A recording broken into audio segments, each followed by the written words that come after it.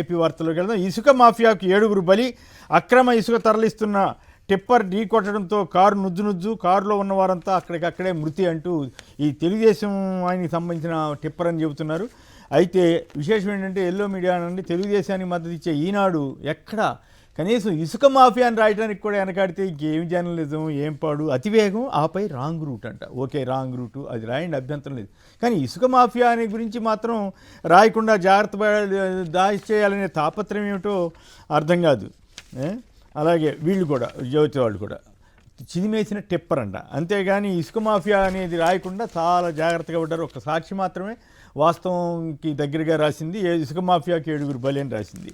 ఇక ఒకసారి మొన్న కలెక్టర్ల సమావేశంలో చంద్రబాబు నాయుడు గారు ఒక సర్వే చెప్పారు. దాని ప్రకారం ఈ తగినంత ఇసుక దొరకడం లేదంటున్న వారు 30%, తక్కువ ధరకు దొరకడం లేదంటున్న వారు 44% అని చెప్పారు. ఇంకా నిజానికి 80-90% కూడా చెప్తూ ఉండొచ్చు. కానీ మరి ఆ సర్వేలో ఏమైందో అది బట్ ఇప్పుడు తెలుస్తోంది కదా. సరే, ఇసుక మాఫియా ఏ రకంగా ఉంది.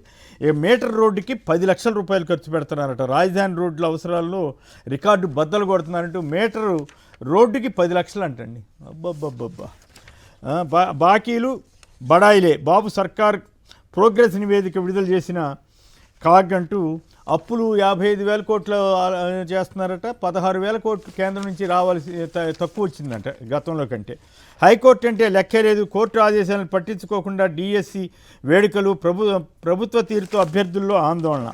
బందర్ ఎంపీకి బాబు లడ్డు. ఎంపీ బాలశౌరి కుమారుడికి 100 కోట్ల విలువైన భూముల బహుమతి అంటూ ఓ స్టోరీ ఇచ్చారు. పరిశ్రమ పెడతానన్నారంటే పెడతారో లేదని తెలియదు. బాబు ప్రైవేటైజేషన్కే ముందుకు పీపీపీ అంటూ వైద్య కళాశాలకు సంబంధించి ముందుకే వెళ్తారట. ధమాకా డబుల్ ఇంజిన్ సర్కార్తో డబుల్ డిజిట్ గ్రోత్ వస్తుందని రాష్ట్ర ప్రభుత్వం వ్యవహారాల మీద విశాఖపట్నంలో చంద్రబాబు గారు బ్రహ్మాండంగా చెప్పుకున్నారు. నేటి నుంచి ఏపీ అసెంబ్లీ సమావేశాలు. పోలవరం 83%, తోటపల్లి 90%, గుండ్లకమ్మ 98% పూర్తయిందంటూ వాళ్ళు రాశారు. ఫీజు కడితేనే సర్టిఫికేట్ అంట. అప్పుడప్పుడు కొన్ని ఇస్తున్నారు వీళ్ళు. ఈనాడు వాళ్ళు అయితే ఆ మాత్రం కూడా ఇవ్వట్లేదు. ఇంకో పత్రికల్లో మీడియా మాత్రం ఉన్నత విద్యా సంస్థల అల్టిమేటం ఫీజు కడితేనే సర్టిఫికేట్ ఇస్తామని బెదిరిస్తున్నారంటూ ఒక వార్త ఏపీకి సంబంధించి వచ్చింది. Fee reimbursement. మరి సోషల్ మీడియాలో ఒకటి తిరుగుతూ ఉంది.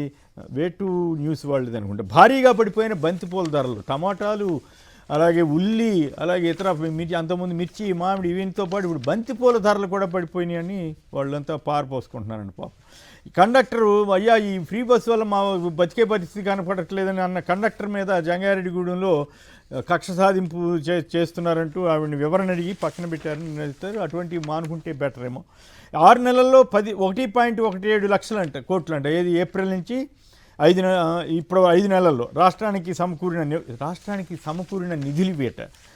ఈనాడు రాష్ట్రం చూడండి. అప్పుల మీదేమో అప్పులు అవన్నీనేమో ఆదాయం ఎంతో అప్పు కూడా అంతే.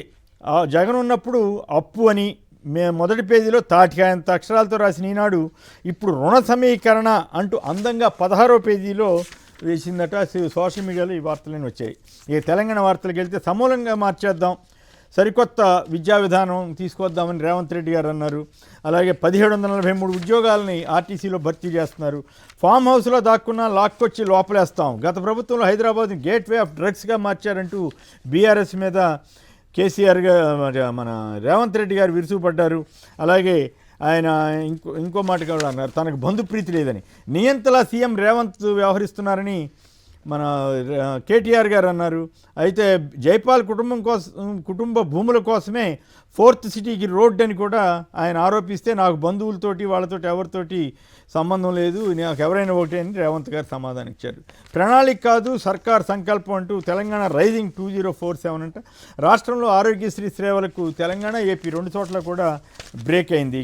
కేటీఆర్ ఒక మాట చెప్పారు. RRR అతిపెద్ద స్కామ్. పెద్దల్ని కాపాడి పేదలని భూముల్ని కొలగొట్టేందుకు అలైన్మెంట్ మార్పు. పేదల భూముల్ని లాక్కుంటే ఊరుకోం. నేడు మీడియా ముందు బయట పెడతానని మరేదో స్కామ్ బయట పెడతానంటున్నారు. అట్లాగే రేవంత్ కమిషన్ల కక్కుర్తి, పారిపోతున్న ఎల్ఎన్టీ అని ఇంకో ఆరోపణ కూడా చేశారు. మరోవైపు నిన్న సోషల్ మీడియాకు నిన్న ఈ తెలంగాణ విలీన దినోత్సవం సంబంధించి రాజ్నాథ్ సింగ్ గారు, కిషన్ రెడ్డి గారు వీళ్ళంతా కూడా ప్రభుత్వం తరఫున ఎందుకు జరగట్లేదని ప్రశ్నించారు. కర్ణాటకలో జరుగుతున్న దానికి దీనికి తేడా అని చెప్పారు. ఇవి ఇక ముందు